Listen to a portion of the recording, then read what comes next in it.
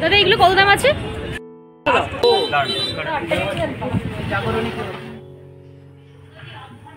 এই যে আমার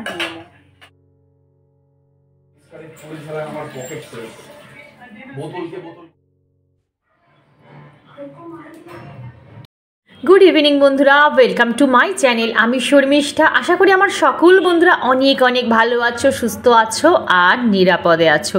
আমার অন্তর থেকে অনেক অনেক ভালোবাসা জানিয়ে নতুন একটা ব্লগ স্টার্ট করতে চলেছি। আমি যখন এখন বসে ভয়েস ওভার দিচ্ছি তখন হাতে গোনার কয়েকটা ঘন্টা বাকি আছে নতুন বছর পড়তে। আর তোমরা যখন আমার এই ভিডিওটা দেখছো তখন কিন্তু অলরেডি নতুন বছর পড়ে গেছে। ঈশ্বরের কাছে কামনা করি আমার সকল বন্ধুদের যেন ফেলে আসা বছরের চেয়েও এই বছরটা অনেক অনেক ভালো কাটুক। যদি পুরনো বছরে কোনো খারাপ অভিজ্ঞতার সম্মুখীন হও বা দুঃখ কষ্ট পেয়ে থাকো তাহলে আমি বলবো এক ঝটকায় সেই দুঃখ কষ্টটা একদম মন থেকে ঝেড়ে ফেলো আর মন থেকে ডিটারমাইন্ড হয়ে যাও যে এই বছর আমার সাথে যা যা ঘটবে সব কিছু ভালো ঘটবে আর পজিটিভ ঘটবে। কি বলতো বন্ধুরা, সব কিছু শুরু করার আগে না আমাদের পজিটিভ মাইন্ডটা সবচেয়ে বেশি দরকার হয়ে পড়ে। ঠিক বললাম তো? আর আমার এখানে যেখানে বয়োজ্যেষ্ঠ দিদিরা আছো তাদের আমার অন্তর থেকে প্রণাম জানিয়ে আমি নতুন একটা ব্লগ স্টার্ট করতে চলেছি। নতুন বছরের নতুন একটা ব্লগ স্টার্ট করতে চলেছি। তোমরা শুধু আমাকে এইটুকুই আশীর্বাদ করো যে ডাল ভাত খেয়ে যেন মেয়েটাকে মানুষের মতন মানুষ করতে পারি। ব্যাস, আমার আর কোনো কিচ্ছুর চাহিদা নেই। তো এই তো আমি রেডি হয়ে নিয়েছি। এখন তো মর্নিং রুটিন তোমাদের সাথে কয়েকদিন ধরে শেয়ারই করতে পারছি না, যেহেতু বাড়িতে বললাম বোন আছে, ছোট্ট মেয়েটা আছে, ওদের সাথে গল্প গুজব ইয়ার্কি ঠাট্টা করতে করতে রান্না বান্না সংসারের কাজ করতে করতে না অর্ধেক সময় চলে যাচ্ছে। তার উপর যদি আমি ভিডিও করে করে কাজ করি তাহলে কি বলতো ওদের সাথে আমি সময়টুকুই কাটাতে পারবো না। এই তো হাতে গোনা 2-3 দিন আছে, তারপর তো আবার যে যার বাড়িতে যে যার সংসারে সব সামলাবে, মানে ব্যস্ত হয়ে যাবে। তো আমি আর বোন ইভিনিংয়ে রেডি হয়ে নিয়েছি, যাব সামনেই মার্কেটে। ঠিক আছে, যেহেতু ইভিনিংয়ে বেরোচ্ছি এর থেকে বেশি কোথাও যাওয়া যাবে না। বোন বললো দেখ বাড়িতে বসে না থেকে চল তুই আর আমি একটু ঘুরে আসি। আমি বললাম চল, যথা আজ্ঞা। আমি এখানে রেডি হয়ে নিয়েছি, একদম নর্মাল একটা ব্লু কালারের কুর্তি পরেছি। আর যা যা আমি সেজেছি কি কি মাখলাম যদি তোমরা জানতে চাও আমার কমেন্ট বক্সে বলো, আমি নেক্সট ব্লগে শেয়ার করে দেবো। আর মার্কেটে এসে দেখি ওমা এ তো পুরো নিউ মার্কেট প্ল্যানেটের মতন সাজিয়ে রেখেছে। প্রত্যেকটা দোকানে দেখো কি সুন্দরভাবে সাজিয়েছে, একদম ক্রিসমাস ট্রি দিয়ে বেলুন ঠেলুন দিয়ে স্টার ফার দিয়ে খুব সুন্দর লাগছে। কিন্তু আজকে যদি না বেরোতাম তাহলে কিন্তু অনেক কিছু মিস করে যেতাম। আর হঠাৎ করেই কিন্তু আজকে জাকিয়ে একদম শীতটা পড়েছে। 2-3 দিন ধরে আমার ঘরে কিন্তু অল টাইম ফ্যান চলছে, এত পরিমাণে গরম। আমি ভাবলাম হয়তো আর শীত পড়বেই না এই বছরে, হঠাৎ করে না শীতটা আবার রিটার্ন করেছে। যে বাসটা তোমাদের দেখালাম, বিশ্বাস করো আমি এতবার মার্কেটে এসেছি এরকম বাস আমার চোখে পড়েনি। হয়তো আমার চোখে পড়েনি, অন্য সময় চলেছে। তোমাদের ওখানে এরকম বাস আসে কি না আমায় কমেন্টে অবশ্যই জানিও।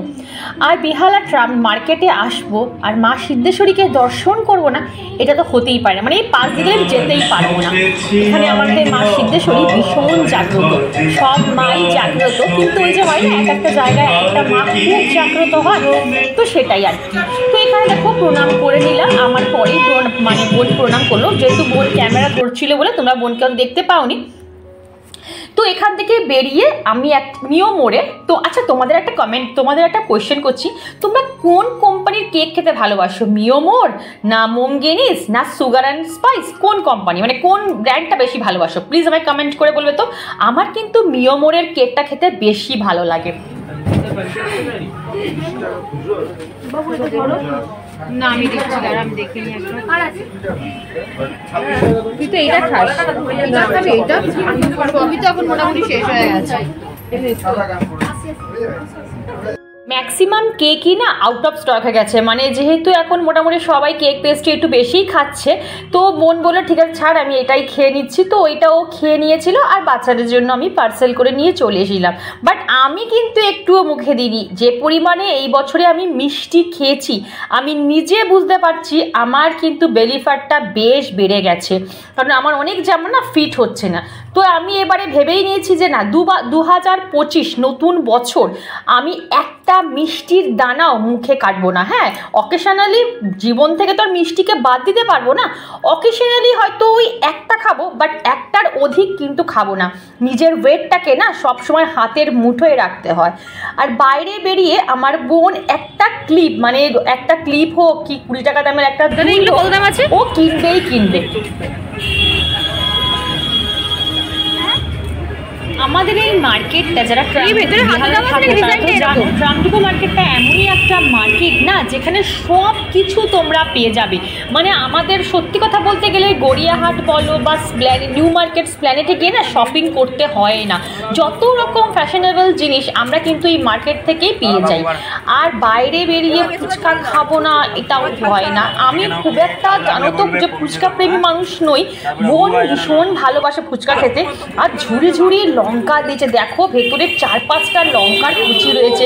আমার খেয়ে মুখ জিভ মানে টাক থেকে পুরো ধোয়া বেরোচ্ছে, এত পরিমাণে যেন দিয়েছে। তারপরে আমি কি করলাম, 2খানা শুকনো ফুচকা আমি খেয়ে ঝালটাকে মেটালাম। আর বোন ওখানে দেখো অলরেডি কিন্তু খেয়েই যাচ্ছে, মানে ও ফুচকা লাভার যাকে বলা হয়, মানে ওকে ও র্যান্ডাম ফুচকা খেয়ে নিতে পারে। এটাই নেই, মাল্টি কালারটা নেই। এবার এটা কি সুন্দর। ওই যে এইগুলো কত করে বাটারফ্লাইগুলো? এটা 50। এই যে এইগুলো হ্যাঁ কত করে? সিঙ্গেল এইটা 50। হ্যাঁ একটা 50। আজ নেবো?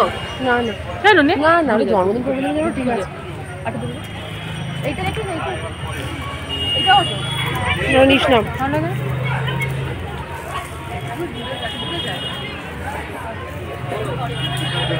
এই আনছি দেবো, এইটা নেবো না না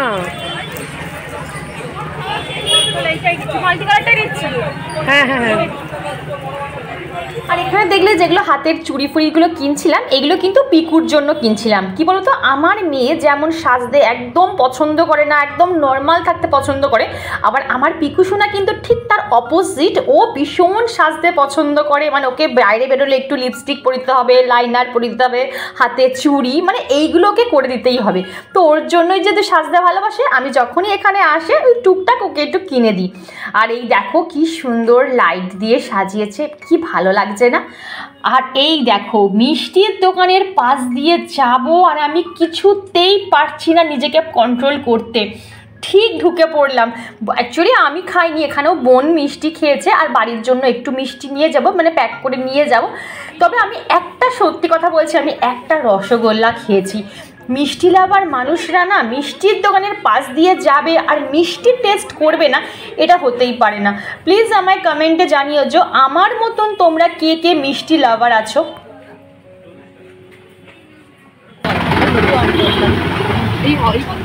না এই হ্যাঁ এই রিক্সা ছোট বাজারের জাগরণী কেউ? হ্যাঁ হ্যাঁ আমাদের ওখানে এখন এই রিক্সাগুলো বেশ ভালো, কিন্তু আরামে বসা যায়। হ্যাঁ বাচ্চাগুলো ওর বসতে খুব ভালোবাসে, বিশেষ করে পায়ের প্রবলেম না, হ্যাঁ খুবই ইজিলি ওঠা যাচ্ছে এই নতুন রিক্সাগুলো। তো বন্ধুরা এখন ঘড়িতে বাজে 9:15 আর এখন তো রাতের ডিনারের অ্যারেঞ্জমেন্ট করতে যেতেই হবে। তো চলো দেখি কি কি ডিনারের অ্যারেঞ্জমেন্ট করা যায়, সবই তোমাদের সাথে শেয়ার করব। তো চলো আর কথা না বাড়িয়ে, অলরেডি অনেকটা দেরি হয়ে গেছে। এসে আমি কিছুটা ভিডিও এডিট করেছি, এখনও অনেকটা ভিডিও এডিট করার বাকি আছে। ডিনার করে তারপরে আবার এডিটে বসবো, বুঝতে পারছো তো এখন প্রচুর চাপে আছি। তো চলো ওই জন্য ঠিকঠাকভাবে তোমাদের সাথে ব্লগও শেয়ার করতে পারছি না, মাঝে মাঝে স্কিপ হয়ে যাচ্ছে। চলো আগে রান্না করে যাই। তো এই তো বন্ধুরা আমি কিন্তু এখানে ট্রামডুকু যাওয়ার আগেই এই যে চিকেন আমি করে গেছিলাম, এটা চিকেনের কি বলবো, চিকেন কিমা, ঠিক আছে? এটা দিয়ে আজকে ভাবছি রেসিপি করব, কি করবো তো সব কিছু শেয়ার করবো। আর এখানে দেখো ময়দাটা বোন ঠেসে রেখেছে, একদম খুব সুন্দর হয়ে গেছে, একদম দেখেছো? তো যাই হোক চলো দেখতে থাকো কি করি না করি।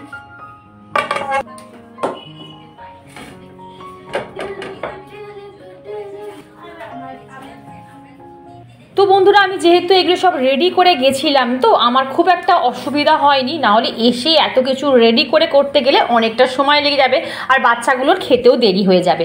তো এই বাচ্চা দুটোর জন্যই কিন্তু আমি শুধু মোমো করব। আর আমরা রাতে কি ডিনার করব সেটা এখন বলবো না, সেটাও হাতে তৈরি করব, সেটা কিন্তু তোমরা পরে দেখতে পাবে, মানে এই ব্লগেই দেখবে, একটু পরে দেখতে পাবে। তো একদম ছোট্ট ছোট্ট করে ওই ধরো পিকুর 6টা আর আমার মেয়ের 6টা, মানে মোট ওই 12-13টা হয়তো আমি মোমো তৈরি করব। সত্যি কথা বলতে গেলে আমার তো ওই মোমো মেশিন বলো বা স্টিম মেশিন কিছুই নেই, আমাকে যাই করতে হয় তোমরা দেখো ওই হাঁড়ির মধ্যেই করতে হয়। আর আমার ঝাঁঝরিটা যেহেতু অত বড় নয় যে আমি অনেকগুলো মোমো একসাথে করতে পারবো, তো এই তো একটু বড় বড় করেই না আজকে মোমোটা করলাম। মানে ধরো যারা দুটো খাবে সেই দুটোর বদলে তারা একটা খেয়েও কিন্তু মিটিয়ে নিতে পারবে। তো এইগুলো আমি দেখো, আর মোমো করতে গেলে একটু আস্তে আস্তে ধীরে ধীরে মোমোগুলোকে মুড়তে হয়, না হলে না ফেটে যায়, ঠিক আছে। এইগুলো কিন্তু পিঠের মতন, জানো তো, পিঠে যেমন তৈরি হয় ঠিক তেমনি মোমোটা সেমভাবেই প্রসেস তৈরি হয়, একটু আস্তে ধীরে, মানে কি বলবো, সময় সাপেক্ষ ব্যাপার, আর কিছুই না। তো এখানে মোটামুটি আমার দেখো মোমোর সব কটা কিন্তু মোড়া কমপ্লিট হয়ে গেছে। আর তোমাদের এখানে আমি দেখাতে পাচ্ছি না, আমার পাশে অলরেডি পেকু দাঁড়িয়ে আছে, শুধু বলছো মাসি আর কতক্ষণ বাকি আছে, আর কতক্ষণ বাকি আছে, তাড়াতাড়ি করো না, তাড়াতাড়ি করো না। আমি বললাম দাঁড়া এক্ষুনি দিয়ে দেবো। তো এই যে গরম মানে জল বসিয়ে দিয়েছি হাঁড়িতে, আর একটুখানি ঝাঁঝরিতে না ভালো করে অয়েল ব্রাশ করে নিয়েছি। তারপরে কিন্তু আমি দেখো এই যে একটা একটা করে মোমো আমি ঝাঁঝরির ওপর দিয়ে দেবো। তোমরা দেখলেই বুঝতে পারছো যে ঝাঁঝরিটা কিন্তু আমার বেশি বড় নয়, 12খানা মোমো তৈরি, 12টা না 14টা, হ্যাঁ 14টা মোমো তৈরি করেছি। কত কীরকম হলো, এই যে আমার মোমো, উফ সরি, এই যে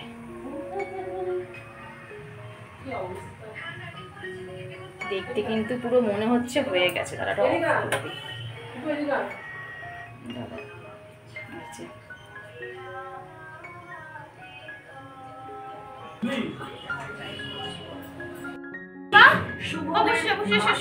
তার শরীর থেকে আলাদা হয়ে পড়ে যায়। আসো আসো আসো, কি মনোযোগ সহকারে খাচ্ছে। পিকু বলো কেমন হয়েছে? হ্যাঁ এদিকে তাকিয়ে বলো কেমন, আর একটু ছিঁড়ে দেখাও কেমন হয়েছে। ওইটা ছিঁড়ে দেখাও, এইটা ছিঁড়ে দেখাও, এইটা হ্যাঁ দেখি। ওয়াও ভালো আছে না, খেয়ে নাও, খাও। মামা ভালো আছে মাম্পা? আর এদিকে বন্ধুরা আজকে কিন্তু আমরা বড়রা ডিনারে করব এগ চিকেন রোল, মানে এগ তার উপর চিকেন রোল, মানে ভাবতে পারছো ডিনার পুরো জমে যাবে এই শীতে।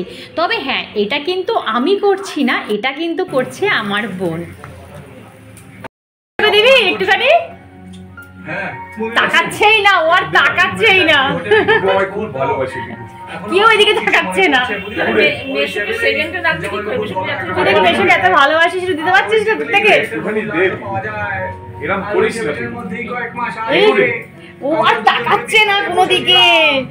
কবে থেকে বলছে মাসি আমাকে একটু মোমো করে দাও না, আমাকে মোমো করে দাও না, মন প্রাণ দিয়ে খাচ্ছে। ছাড়ো ছাড়ো, ওরকম করো না, ছাড়ো। আর এখানে বোন চিকেন রোল,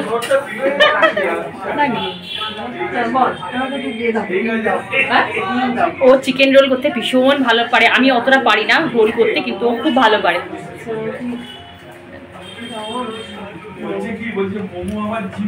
কে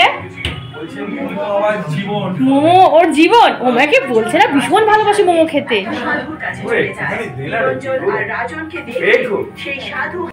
আরম্ভ করেছে রে এরা। আচ্ছা তোর কি বলছিল, কথা বলছিস তো মানে কতটা ভালো মা লাগবে। আর বন্ধুরা আমাদের এখানে এগ চিকেন রোলটা কিন্তু একদম রেডি, পুরো একদম বাজার থেকে কিনে আমরা যেমন রোল খাই, মানে রোল সেন্টারের রোল যেমন হয় ঠিক তেমন কিন্তু রোলটা খেতে হয়েছিল। আমাদের এখানে ডিনার পুরোপুরি কমপ্লিট। আর সত্যি কথা বলতে গেলে রাতে যদি এই সব রেসিপি আমরা করি তাহলে মোটামুটি রান্নাঘর কিন্তু এক হাঁটু হয়ে যায়, ঠিক আছে। তেল ছিটকে ফিটকে পুরো একাকার হয়ে গেছে আমার রান্নাঘরে। তো আমি যতই রাত হোক আমি কিন্তু রান্নাঘর একদম নিট অ্যান্ড ক্লিন করেই শোবো। সেটা তোমরা লাস্ট অবধি যদি ব্লগটা দেখো তাহলে তোমরাই আমায় কমেন্ট করে বলবে হ্যাঁ শর্মিষ্ঠা তুমি একদম পারফেক্ট করো। তো আমি কি করলাম, জলের মধ্যে আইদার ফিনাইল নিই, না হলে আমি যদি ফিনাইল নাও থাকে আমি এক চিপি কিন্তু ডেটল ফ্রি মানে ফেলে দিই, ঠিক আছে? তাহলে কি হয়, পোকামাকড়টা কিন্তু রাতে আসতে পারে না। তো ওই করলাম, একটু জল নিলাম আর আমি আজকে ডেটল দিচ্ছি, ডেটলে খুব ভালো কিন্তু পোকামাকড় কিল হয়। আমি সব কিছু গ্যাস কাউন্টার থেকে শুরু করে গ্যাস স্টোভ থেকে শুরু করে আমার কাউন্টার আমি ভালো করে আগে সার্ফ দিয়ে মুছে নিয়েছি, তারপর কিন্তু একটু কলিন স্প্রে করে গ্যাসটাকে ভালো করে মুছে নিয়েছি। আর এই যে সিঙ্ক, আমি যতবার সারাদিনে বোধহয় 3 থেকে 4 বার আমি সিঙ্ক পরিষ্কার করি, মানে যতবার আমি এঁঠো বাসন মুছি মানে মাজি, ততবার কিন্তু আমি সিঙ্কটাকে ভালো করে স্কচ ব্রাইট দিয়ে বুলিয়ে নিই। কারণ সিঙ্কে যদি এতটুকু এঁঠো কাটা থাকে না, সেখান থেকেও দেখবে ছোট ছোট কিন্তু পোকামাকড়ের উপদ্রব হয়। তারপরে দেখো যে ফ্লোরটা থাকে সেইগুলোও কিন্তু আমি ভালো করে একবার খুলে বক্সগুলো খুলে একটু পরিষ্কার করে নিই। কারণ কী বল, যখন ওপরটা পরিষ্কার করি তখন সেই জলগুলো টোপে না এই ধারগুলো চলে যায়। তারপর যখন আমরা ধরো বেলি আটা ময়দা দিয়ে রুটি পরোটা বেলি, সেই গুঁড়োগুলোও কিন্তু সব ফ্লোরে পড়ে ভর্তি হয়ে যায়। একটা জিনিস সবসময় মনে রাখবে, তোমার রান্নাঘরে যত আটা ময়দার ইউজেস থাকবে তত তোমার ঘরে কিন্তু ছোট ছোট ছাড় পোকামাকড়ে উপদ্রব হবে। ওই ময়দার গুঁড়ো আটার গুঁড়ো থেকে না এগুলো বেশি বাড়ে পোকামাকড়গুলো। ওই জন্য আমি যতবার রাতে রুটি করি আমি কিন্তু রান্নাঘর এইরকমভাবে পরিষ্কার করে তারপরে কিন্তু ঘুমাতে যাই।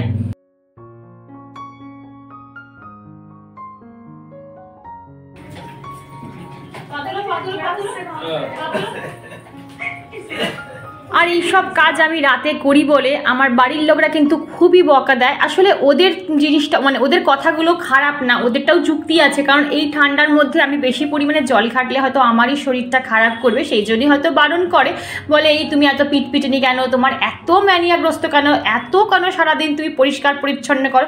কিন্তু ওদের আমি বুঝিয়ে উঠতে পারি না, কি শীত কি গ্রীষ্ম কি বর্ষা সেটা কোনো ফ্যাক্টর নয় আমার কাছে, কোনো ঋতু আমার কাছে ফ্যাক্টর নয়। অ্যাকচুয়ালি এটা না আমার অভ্যাসে দাঁড়িয়ে গেছে। আমার মনে হয় যে এইরকম টিপটপ একটা সংসার গুছিয়ে রেখে আমি একটা শান্তির ঘুমাতে পারবো, আর সকালবেলা ঘুম থেকে উঠে একটা টিপটপ পরিষ্কার সংসার দিয়ে বা দেখে আমি দিনটা শুরু করতে পারবো, ব্যাস আর কিছুই নয়। তো এখানে দেখো আমার রাতের যে একটা হ্যাবিট সেটা হচ্ছে ব্রাশ করা, সেই ব্রাশটা করাও এখানে আমার কমপ্লিট হয়ে গেছে। আর যেহেতু মানে ডিম মাংস এইসব তৈরি হয়েছে, দেখবে একটা আষ্টে গন্ধ কিন্তু থাকে, কারণ সব তো বন্ধ থাকে, একটা আষ্টে গন্ধ কিন্তু রান্নাঘর থেকে থেকেই যায়। তো ওই জন্য আমি কি করি, 5টা মিনিট এরকম সেন্টেড ক্যান্ডেল আমি রান্নাঘরে অন করে রাখি। যখন সুন্দর একটা গন্ধ সেন্টেড গন্ধ আমার রান্নাঘর থেকে বেরোয়, তারপর কিন্তু মানে আষ্টে গন্ধটা দিয়ে চলে যায়, তারপর আমি এটাকে অফ করে দিই। আর এই সেন্টেড ক্যান্ডেলগুলো কিন্তু আমি নিজের হাতে তৈরি করেছি। তোমরা জানি না সেই ব্লগটা দেখেছো কিনা, পারলে তোমরা দেখে নেও যে তোমরা এইরকম ক্যান্ডেল কিন্তু নিজেরাই ঘরে তৈরি করে ইউজ করতে পারবে, বাইরে থেকে তোমাদের দাম দিয়ে কিনতে হবে না। এখানে দেখো আমার যত বাসন রাতের পড়েছিল সব কিন্তু মেজে আমি এরকম মাইক্রোফাইবার কাপড়ের ওপর বেঁধে দিয়েছি, সকালবেলা উঠে গুছিয়ে রেখে দেবো। এখানে হাজব্যান্ড কিছু একটা ক্রাইম পেট্রোল বা কিছু দেখছিল, ওই ঘরে দেখো পিকুরানি বসে কিছু করছে। আর এই দেখো আমার রান্নাঘর। আচ্ছা তোমরাই বলো বন্ধুরা, এইরকম একটা রান্নাঘর দেখে একটা শান্তির ঘুম আসবে কি না? অবশ্যই আমায় কিন্তু কমেন্ট বক্সে মানে জানাবে। আমি সেই কমেন্টসগুলো আমি আমার বাড়ির লোককে পড়ে শোনাবো। আর এখানে দেখো ড্রাই ফ্রুটগুলোও কিন্তু আমি ভিজিয়ে রেখে দিয়েছি। সব কিছু কিন্তু আমার নিট অ্যান্ড ক্লিন। গ্যাস স্টোভটা দেখো পুরো চকচক করছে, তোমরা দেখেই বলবে যে এত রান্না কিন্তু এই গ্যাস স্টোভের মধ্যেই হয়েছে, কোনো জায়গায় তোমরা কিন্তু আমার নোংরা পাবে না। আর দেখো ক্যান্ডেলটা কিন্তু এখনও জ্বলছে। আর বেশ আমি এটা যে ইউজ করে তোমরা দেখলে বুঝতেই পারছো, একদম শেষের পর্যায়ে আবার আমাকে নতুন করে এই ক্যান্ডেলটা বানাতে হবে। যা দারুণ গন্ধ বেরোচ্ছে না কি বলবো। সব কাজ কমপ্লিট করতে করতে 11:30 অলরেডি বেজে গেছে। আর এখন আমি বসবো এডিট করতে। ওরা সব পাশের ঘরে যে যার মতো সব শুয়ে পড়েছে, আমার যেটুকু এডিট বাকি আছে সেইটুকু করবো। তোমরা পুরো ইভিনিং টু নাইট রুটিন তোমার সাথে শেয়ার করলাম, আশা করি তোমাদের ভালো লেগেছে। যদি ভালো লাগে তাহলে প্লিজ চ্যানেলটা সাবস্ক্রাইব করে আর পাশে থেকো, লাইক করো, শেয়ার করো, কমেন্ট করতে কিন্তু একদম ভুলো না। আবার কাল দেখা হবে নতুন একটা ধামাকাদার ইন্টারেস্টিং ব্লগ নিয়ে। তো দেখুন সবাই খুব ভালো থেকো। Good night, love you all.